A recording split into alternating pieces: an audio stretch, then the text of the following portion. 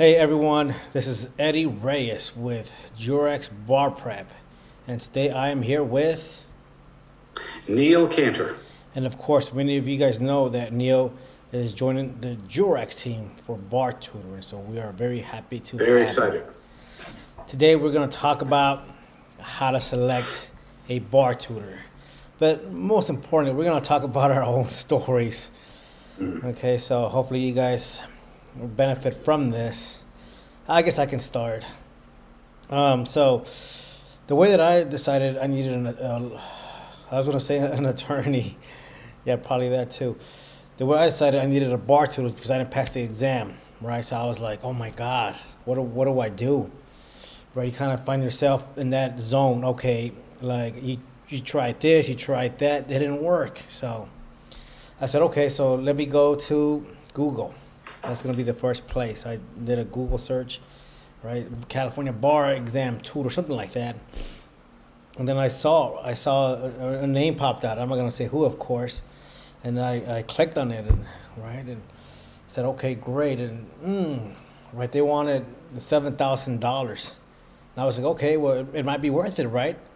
And but then I'm like, well, what else is there? Like, okay, this number of essays, and I'm like, well, what do you get? what kind of help do you get? So it kind of seemed to me like it was like pay to view, and I was disappointed. I mean, at least I want to see the person. At least I want to see how I don't know how they look like right on YouTube or something. I want to see how they teach, what their style is. I want to get a feel for them. I want to see, right. I want to see, that's the thing, Neil. I wanted to get a visual of something, not something abstract like, okay, you need a good analysis, but something that I can see. I wanted that. Of course, I didn't know back then what exactly I needed, but I knew it was more than okay. Pay me $7,000 and we'll start tutoring. So that was my experience. At least one of them. Neil, you can share with us. Yeah, I started by saying that, I spent enough money on tutoring, probably to support a small third world country. It was pretty frustrating. And I can honestly say, not too long ago, being as confident as I was that I was going to pass after going through few tutors, that I was like, can I really get through this thing? I mean, is this doable? I mean, I know people who've gotten past it, and I haven't been successful a few times, and like I said, it wasn't too long ago that I was questioning whether or not I could do it. But I did learn some things from some of the tutors. But to be honest with you, and I'm not trying to make this very salesy, like a sales pitch, but Eddie was my last tutor, because obviously you don't continue getting tutors once you pass the bar. But I mean, Eddie really was helpful. He got me past it, and he was the reason, no question in my mind, that I was able to finally pass this thing. But anyway, getting back into the stories, I just remember, I'm not going to mention any names because I don't think it's appropriate. It's certainly not professional. But I remember going back, one of the first tutors I used was expensive, very expensive.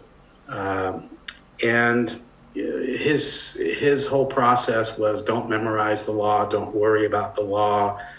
We're going to study that the last 2 weeks before the exam. I was like, what? I'm not going to be able to memorize everything 2 weeks before the exam, but I kind of went along with it. And everything he sent me was just pre-planned and basically pre-graded. It didn't really have much individual tutoring in it. That related directly to me. It was more like, do this, do that, sort of like Wayne Gretzky teaching you how to skate and saying, all right, put on the skates, and he skates around and says, do that. Well, that's not very helpful. It doesn't work.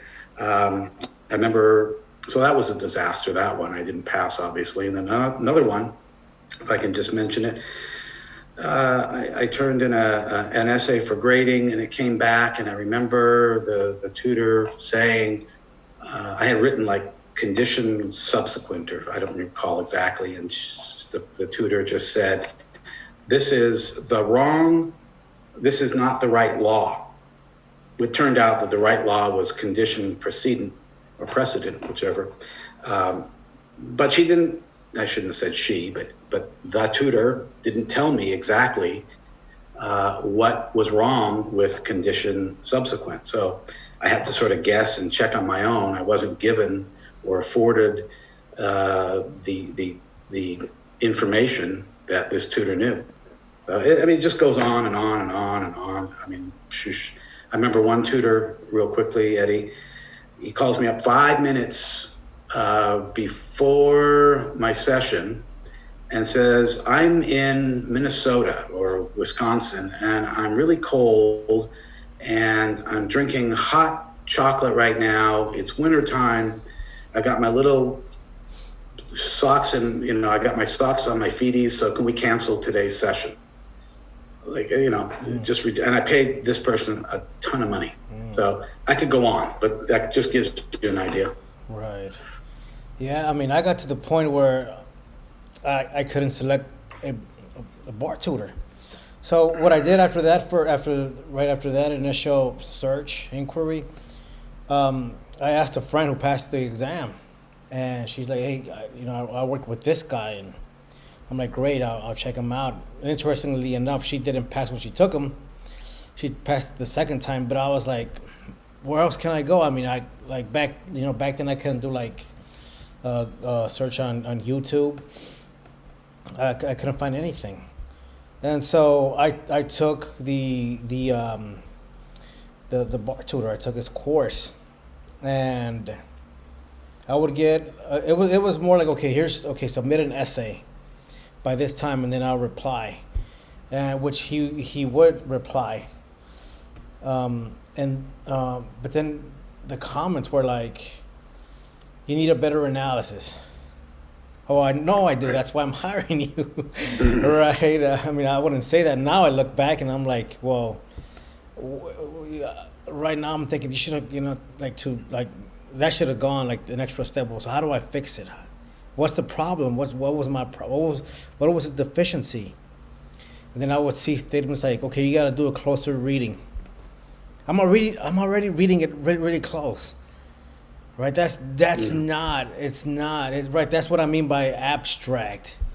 Like, I needed something more concrete, and I mean, eventually, I got tired of searching, and the big box companies in law school didn't help me. There's a lot of lectures, and I tried them too as well for bar prep lectures, and they didn't really help. So I became very disillusioned, and I'm like, okay, what do I do now? So I documented the progress, because I didn't make progress. I would document it, and along the way I saw some concepts some graphs, formulas. I mean, I can contextualize this. I can map it out. It's now to the point where I can show someone like visually. Like when I tutor now, we collaborate on one Google Doc on Zoom, and I'm like, look at this. You see the structure? Like I show it to them, and they're like, okay, cool. I'm like, I make sure that they can see their deficiency, like they can visually see it. Right. So that's what I needed when I was searching for a bar exam tutor, but I couldn't find one, so I became one, and yeah, it was a long road. But I think, I hope that people benefit from what I learned along the way. Yeah, I can basically say the same thing. I used some tutors, and you learn some of the good things they did, and you learn some of the bad things, a lot of the bad things they did. I thought to myself, I could tutor better than these guys. If I just figure out the formula, I know I'll make a better tutor than them. And I to this day, I believe I am. A lot of these tutors, I think, are just out for the money. And unfortunately, that's the society we live in. It's not a year-round thing, so they got to grab as much as they can for the 2 cycles of the bar per year. And, I don't think that's the right way. It's obviously not the right way to do things. I mean, the one thing about the way I tutor, and certainly the way that Eddie tutors, is we individualize the study. We individualize based upon the student and their deficiencies, and we hone in on that, and we are effective. I mean, one of the things I did, I just wasn't getting very far with my MBEs, so I developed, in a way, my own formula that I'm sure has been done by other people, but it's something that I did, and I don't remember getting less than a 1440 on any of the failing bars. My problem was on the essay portion, which is no longer a problem, but I developed my own style, and it seemed to work. I stopped listening to some of these tutors. I said, these guys they're not helping me understand and learn the law. I got to do it on my own. So I've developed my own formula that I would share with students. So whether you use us or don't use us, just make sure you find a tutor. I hope you use us, but, find a tutor, who will specifically tutor you one-on-one. If that's your need. Listen, some students can go to a big box company and spend, a month, 6 weeks and go out and pass the bar, but most can't. Most need to know exactly why, they're struggling or what they need to do to change. And one thing I do remember for myself as well is it was really hard for me to self-diagnose. I would write a paper, which I thought was good, an essay, and obviously you don't write an essay that you think is bad, so you put your best foot forward, and I compare it against the model answers and some of the other answers that you can get online that are, 70s or 65s, whatever, and I would think they were just as good. It was only until I, studied with Eddie that he said, this is what you're doing wrong. I was just terrible at self-analyzing. And with Eddie's help, I was able to significantly increase my level of understanding of how to write a paper. Even if you think you have the knowledge, the legal knowledge to do it, you've got to go in there assuming that everybody in the room has the same legal knowledge or close to it. So there's something else that's dividing the passing from the failing. And Eddie was able to show me that. And it's been instilled in me, and I can also do that. That's why I'm on Eddie's team. Yeah, you make a great point. Like, to be responsive, like, how do you find a tutor? And I think you made a good point here. You're saying, well, look at the mistakes. And I can attest to that because, like, in real life, because like in the last year, I've improved my snowboarding, and I've improved my kizomba dancing. Kizomba is like this dance from Africa. I was scared, Neo. Like, the first time I went to a kizomba, like a club to dance, I was scared because I had never done that before, but. The thing for snowboarding and for kizomba is that I had like one-on-one coaching, and they would help me through my mistakes, through my errors. They would help me fix my errors live, like real time. So if you're looking for a bar tutor, and I guess it's going to be the takeaway for me, all right, ask the person, how do they deal with your errors? Because that's what you want. Forget about what you're doing right. Yeah, keep doing that. But to make progress, you also need to ascertain what the shortcomings are. And you also need to have something in there that'll replace it. In other words, some skill development. Because take writing like this for the bar exam, what do they call it in the instructions? What does the bar examiners call it? They call it lawyer-like writing. Very broad, lawyer-like writing. It's a skill. You guys, and you can master it. And I always say this: if I can do it, you can do it too. Yeah, you must demonstrate your ability to ... That's a skill that's learned. Right. And it's not always learned in law school. Law school, the professor could be lenient. He might do other things, and they're looking for other things, and you can throw everything, including the kitchen sink, in a law school essay, and just put in superfluous stuff that is just meaningless and still get a good grade.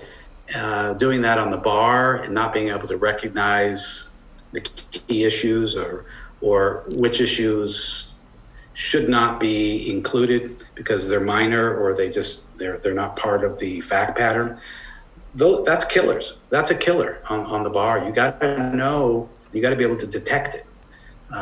You won't lose points for bringing up an issue that is not necessary or is not part of the fact pattern, but you will lose time, and time is a humongous factor.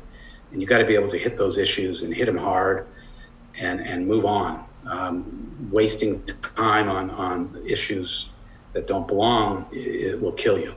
So that's for sure. Yeah, that's for sure. All right, fantastic. Well, Neil, I thank you for sharing your experiences with us. Yeah. Sure. And I could go on too. I could go on forever. I've got so many stories, but yeah. We'll save this for another day. Yeah, I'll save it for another time.